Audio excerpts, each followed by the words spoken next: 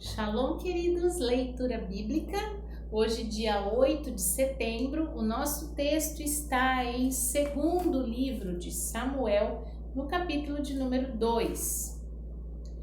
Sucedeu depois disso que Davi consultou a Yahvé, dizendo: Subirei a alguma das cidades de Judá? E disse-lhe Yahvé: Sobe. E disse Davi: Para onde subirei? Disse: Para Hebrom. E subiu Davi para lá, e também as suas duas mulheres, Ainoã, a Jezreelita, e Abigail, a mulher de Nabal, carmelita. Fez também Davi subir os homens que estavam com ele, cada um com a sua família, e habitaram nas cidades de Hebrom. Então vieram os homens de Judá e ungiram ali a Davi, rei sobre a casa de Judá, e deram avisos a Davi, dizendo: Os homens de Jabes de Gileade são os que sepultaram Saul. Então enviou Davi mensageiros aos homens de Jabes de Gileade e lhes disse: Benditos sejais vós de Yahvé, que fizestes tal beneficência a vosso senhor Saul, e o sepultastes. Agora, pois, Yahvé use convosco de beneficência e fidelidade, e também eu vos farei esse bem, porquanto fizestes isso. Esforcem-se, pois agora as vossas mãos, e sede homens valentes, pois Saul vosso senhor é morto, mas também os da casa de Judá já me ungiram a mim rei sobre si. Porém Abner, filho de Ner, capitão do exército de Saul, tomou a Isbosete, filho de Saul, e o fez passar a Maanaim, e o constituiu rei sobre Gileade e sobre os Assuritas, e sobre Jezreel, e sobre Efraim, sobre Benjamim e sobre todo Israel. Da idade de 40 anos era Isbosete, filho de Saul, quando começou a reinar sobre Israel. E reinou 2 anos. Mas os da casa de Judá seguiam a Davi. E foi o número dos dias que Davi reinou em Hebrom, sobre a casa de Judá, 7 anos e 6 meses. Então saiu Abner, filho de Ner, com os servos de Isbosete, filho de Saul, de Maanaim a Gibeão. Saíram também Joabe, filho de Zeruia, e os servos de Davi, e se encontraram uns com os outros perto do tanque de Gibeão, e pararam estes desta banda do tanque, e os outros daquela banda do tanque. E disse Abner a Joabe: Deixa levantar os jovens, e joguem diante de nós. E disse Joabe: Levantem-se. Então se levantaram e passaram por conta 12 de Benjamim, da parte de Isbosete, filho de Saul, e 12 dos servos de Davi. E cada um lançou mão da cabeça do outro, meteu-lhe a espada pelo lado, e caíram juntamente, de onde se chamou aquele lugar Eucate Azurim, que está junto a Gibeão. E seguiu-se naquele dia uma crua peleja, porém Abner e os homens de Israel foram feridos diante dos servos de Davi. E estavam ali os 3 filhos de Zeruia, Joabe, Abisai e Azael. Azael era ligeiro de pés, como uma das cabras monteses que há no campo. E Azael seguiu após Abner, e não declinou de trás de Abner, nem para a direita nem para a esquerda. E Abner, olhando para trás, disse: És tu, Azael? E disse ele: Eu sou. Então lhe disse Abner: Desvia-te para a direita ou para a esquerda, e lança a mão de um dos jovens. Toma os seus despojos. Porém Azael não quis desviar-se de trás dele. Então Abner tornou a dizer a Azael: Desvia-te de trás de mim, porque hei de eu ferir-te. E dar contigo em terra. E como levantaria eu o meu rosto diante de Joabe, teu irmão? Porém, não se querendo ele desviar, Abner o feriu com o conto da lança pela 5ª costela, e a lança lhe saiu por detrás, e caiu ali e morreu naquele mesmo lugar. E sucedeu que todos os que chegavam ao lugar onde Azael caiu e morreu paravam. Porém, Joabe e Abisai seguiram após Abner, e pôs-se o sol. Chegando eles ao outeiro de Amá, que está diante de Giá, junto ao caminho do deserto de Gibeão, os filhos de Benjamim se ajuntaram de trás de Abner e fizeram um batalhão e puseram-se no cume do outeiro. Então Abner gritou a Joabe e disse: Consumirá a espada para sempre? Não sabes tu que por fim haverá amargura? Até quando não hás de dizer ao povo que deixe de seguir a seus irmãos? Disse Joabe: Vive Deus, que se não tivesse falado já desde pela manhã, o povo teria cessado cada um de seguir a seu irmão. Então Joabe tocou a buzina, e todo o povo parou, e não perseguiram mais a Israel, e tampouco pelejaram mais. E caminharam Abner e os seus homens toda aquela noite pela planície. E passando o Jordão, caminharam por todo o Bitrom, e vieram a Maanaim. Também Joabe se tornou de seguir a Abner, e ajuntou todo o povo dos servos de Davi, e faltaram 19 homens, além de Azael. Porém os servos de Davi feriram dentre os de Benjamim e dentre os homens de Abner a 360 homens, que ali ficaram mortos. E levantaram a Azael e sepultaram-no na sepultura de seu pai que estava em Belém. E Joabe e seus homens caminharam toda aquela noite e amanheceu-lhes o dia em Hebrom. 1 aos Coríntios, capítulo de número 13. Ainda que eu falasse as línguas dos homens e dos anjos e não tivesse amor, seria como metal que soa ou como sino que tine. Ainda que tivesse o dom de profecia e conhecesse todos os mistérios e toda a ciência, e ainda que tivesse toda a fé, de tal maneira que traspassasse os montes, e não tivesse amor, nada seria. Ainda que distribuísse toda a minha fortuna para sustento dos pobres, e ainda que entregasse o meu corpo para ser queimado, e não tivesse amor, nada disso me aproveitaria. O amor é sofredor, é benigno. O amor não é invejoso.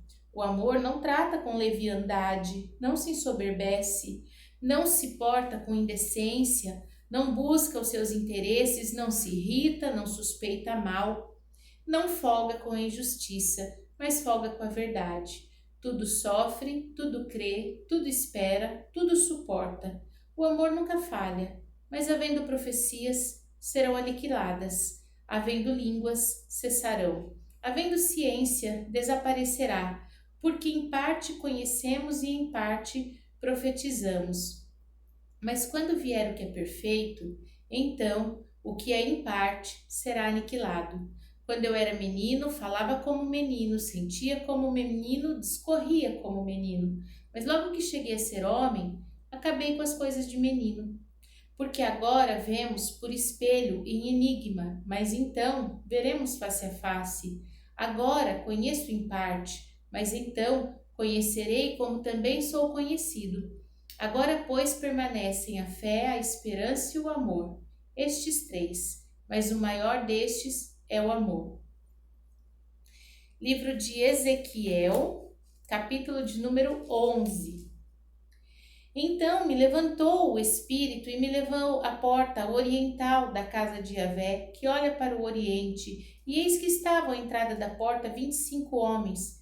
No meio deles vi a Jazanias, filho de Azur, e a Pelatias, filho de Benaías, príncipes do povo. E disse-me: Filho do homem, estes são os homens que pensam na perversidade e dão ímpio conselho nesta cidade, os quais dizem: não está próximo o tempo de edificar casas, essa cidade é a panela e nós a carne. Portanto, profetiza contra eles. Profetiza, ó filho do homem. Caiu, pois, sobre mim o espírito de Yahvé e disse-me: fala. Assim diz Yahvé: assim tendes dito, ó casa de Israel, porque quanto às coisas que vos sobem ao espírito, eu as conheço. Multiplicastes os vossos mortos nesta cidade e enchestes as suas ruas de mortos. Portanto, assim diz Yahvé, Jeová: vossos mortos que deitastes no meio dela são a carne, e ela é a panela. A vós, porém, vos tirarei do meio dela. Temestes a espada, e a espada trarei sobre vós, diz o Senhor Jeová. E vos farei sair do meio dela, e vos entregarei na mão dos estranhos, e exercerei os meus juízos entre vós. Caireis a espada, nos confins de Israel vos julgarei, e sabereis que eu sou Yahvé.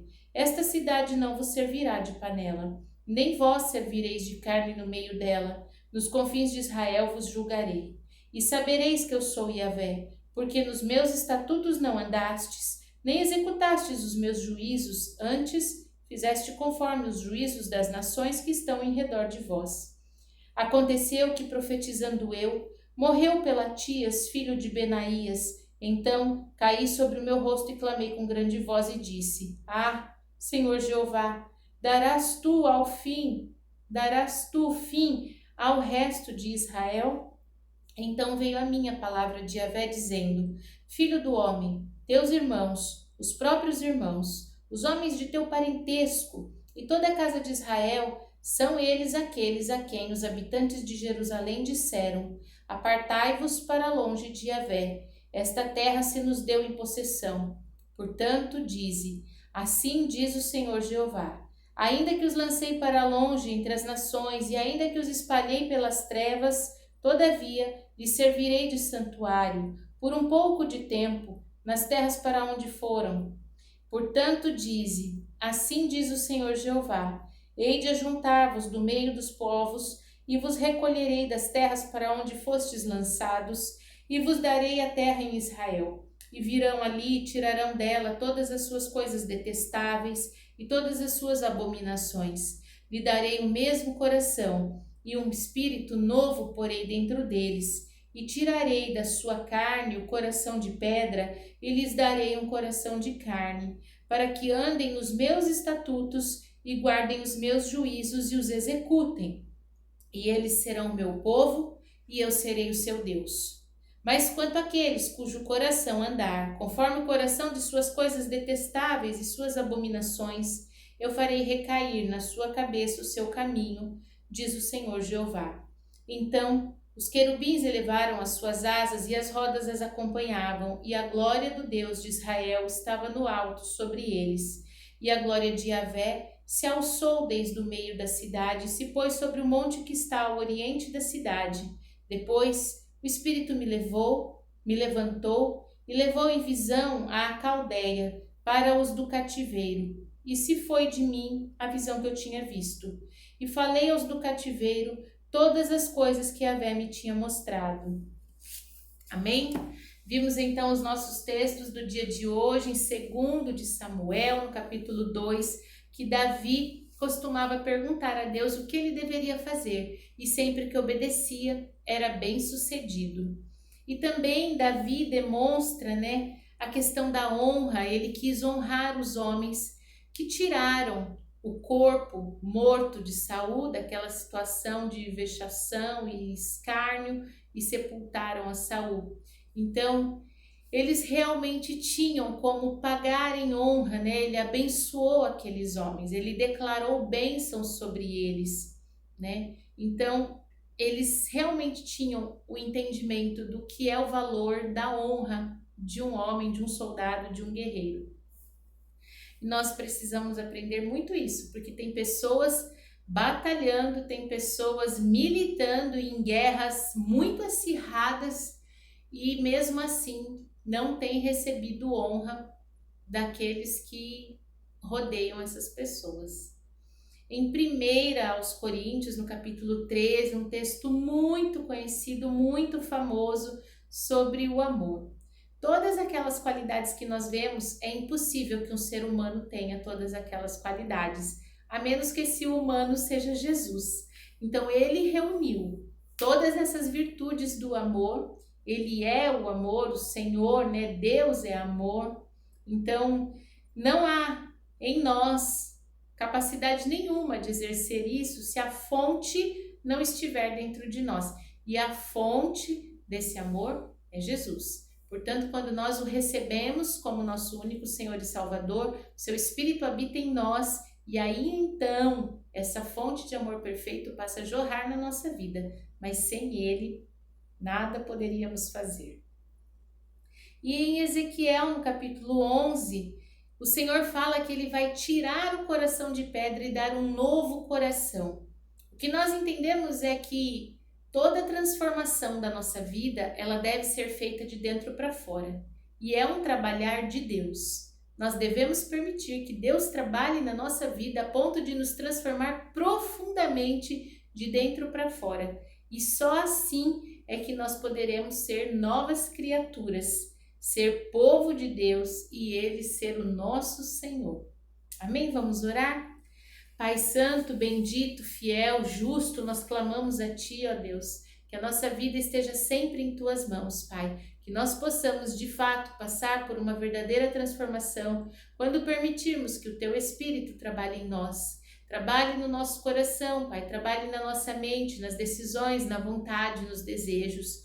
Pai, em nome de Jesus, que nós tenhamos em todo o tempo um coração voltado a Ti e que nós tenhamos no Senhor a fonte que jorra o amor perfeito do que o Senhor nos derramou através da vida de Jesus e do que nós devemos derramar na vida de todo aquele que se encontra perdido, abatido, caído, para que eles Te conheçam. É o que Te pedimos e agradecemos em nome de Jesus. Amém. Shalom!